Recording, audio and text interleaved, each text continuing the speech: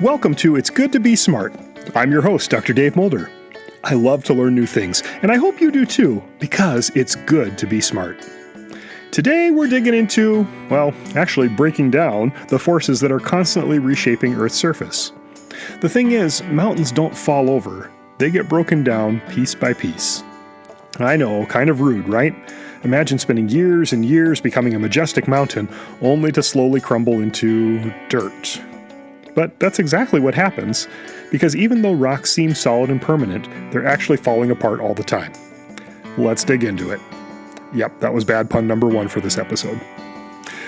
An important part of understanding geology is getting the idea that rocks break down and get moved to other locations, and that this is a normal part of the rock cycle, as we learned in our last episode. So let's start off by defining 2 words that seem similar but do very different jobs: weathering and erosion. Think of weathering as the breaking part of the rock cycle, and think of erosion as the moving part. Weathering breaks rocks into smaller pieces. Erosion picks up those pieces and moves them somewhere else. It's like this: if you drop a cookie on the floor, weathering is the moment it shatters into crumbs. Erosion is when someone, maybe your dog, comes along and carries those crumbs away. Nature's version just takes a little longer, usually. There are 2 main types of weathering. The first is mechanical weathering, also called physical weathering. This is when rocks are broken down into smaller pieces without changing what they're made of. One of the coolest examples? Ice. Get it? Coolest. Yeah, more bad puns today. Buckle up. Here's how ice works in mechanical weathering. Water can get in everywhere, right?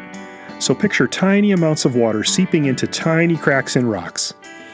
Then the temperature drops, and that water freezes solid. Here's the thing, when water freezes, it expands. Water's weird in the fact that it takes up more space when it's in its solid form. And that expansion puts pressure on the rock, kind of like a tiny wedge being driven deeper and deeper. When the ice melts, there's a bigger crack in the rock. And then more water can seep in. And if it freezes, the ice expands, pushing the crack a little wider.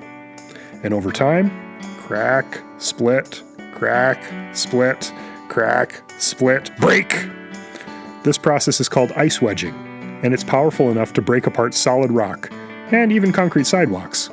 If you live in a place with cold climate in the winter, you've probably seen this before. A sidewalk with jagged cracks, maybe even pushed upward in places. That's not bad construction, that's geology at work. You could say the concrete really cracks under pressure. Oh, the bad puns are everywhere today. So, that's the first type of weathering. Mechanical weathering is the physical breakdown of rocks. But remember, there's a second type as well.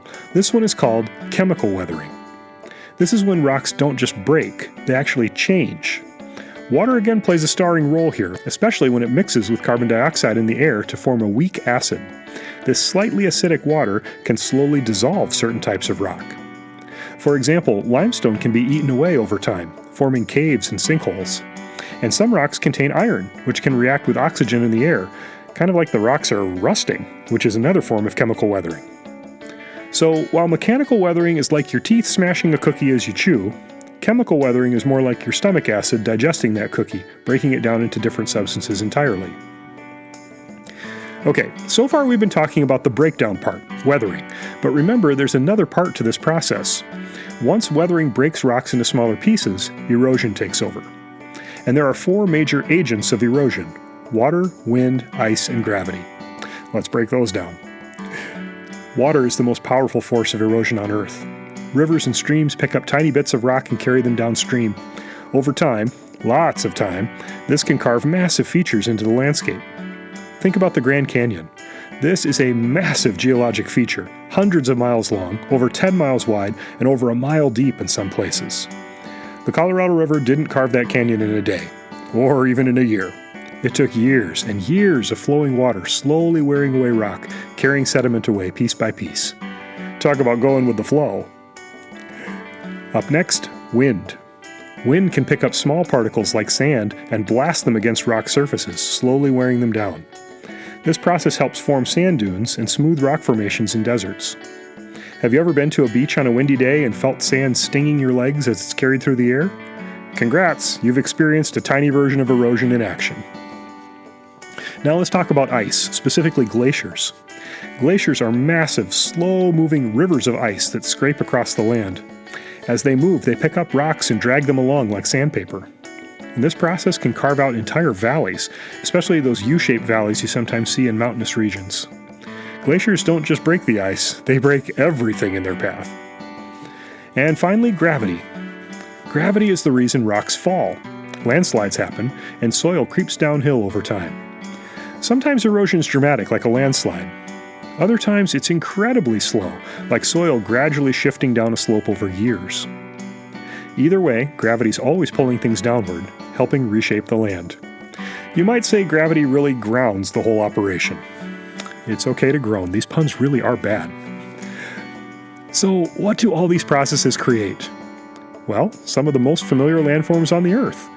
Valleys carved by rivers and glaciers, canyons like the Grand Canyon, beaches built from eroded rock carried by water, sand dunes shaped by wind, and slopes formed by gravity pulling material downhill. The world around you, your local hills, rivers, and even the dirt in your backyard, is shaped by these forces. Earth's surface isn't fixed. It's constantly being broken down, moved, and reshaped. Now here's where this connects to us, human beings. Weathering and erosion are natural processes. They've been happening throughout the history of this planet, and it's a normal part of how things are supposed to work. But here's the thing. Humans can speed them up. A lot. Cutting down trees removes roots that hold soil in place. Construction can leave land exposed. Farming without proper care can lead to soil washing away. And when soil erodes too quickly, it can damage ecosystems, pollute water, and make it harder to grow food. The good news? We humans also can help. Planting vegetation, using better farming techniques, protecting natural areas, these all slow down erosion and help keep Earth's systems in balance. Taking care of the land isn't just about saving rocks, it's about supporting life and keeping this planet a great place for everyone to live. We'll talk more about this in our next episode. Here's the big idea. Earth's surface is shaped by everyday forces like water, wind, ice, plants, and gravity, breaking down rocks and moving them to create the world we see around us. Mountains don't last forever. Sidewalks crack. Rivers carve. Wind shapes. And through it all, Earth is constantly changing, one tiny piece at a time.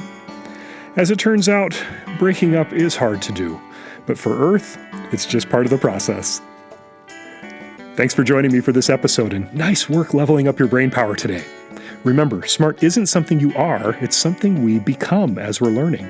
So keep listening, keep learning, and keep getting smarter every day.